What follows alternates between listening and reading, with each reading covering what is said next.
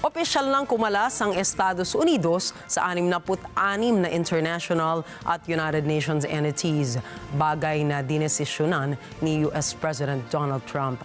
Kabilang sa mga ito ay ang pangunahing climate treaty at isang UN body na nagsusulong ng gender equality at women empowerment. Ayon kay Trump, umatras ang US mula sa mga ito dahil kontra sa interes ng Amerika ang paraan ng operasyon ng mga ito.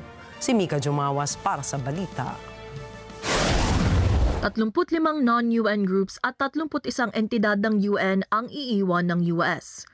Ayon kay UN Secretary General Antonio Guterres, ikinalulungkot niya ang desisyong ito ng Trump administration.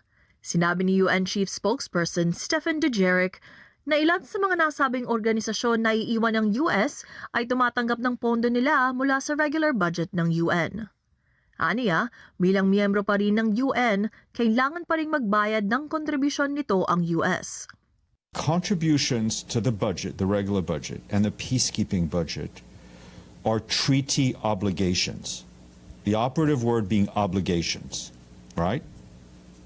It's in the charter, right? So member states who've who've joined this club have to pay the dues, right? US ang pinakamalaking contributor ng UN at noong nakaraang taon, hindi ito nagbayad sa regular na budget ng ahensya at may utang na $1.5 billion sa kasalukuyan. At kung ang isang bansa ay hindi nakapagbabayad ng ilang taon, maaaring mawalan ito ng karapatan bumoto sa General Assembly.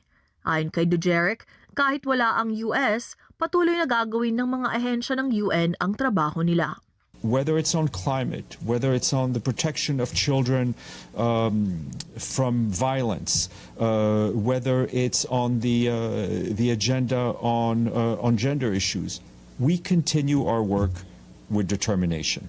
Sinabi ni Dujarric na wala namang ibinibigay na formal notice ang administrasyong Trump tungkol sa layunin nitong umatras.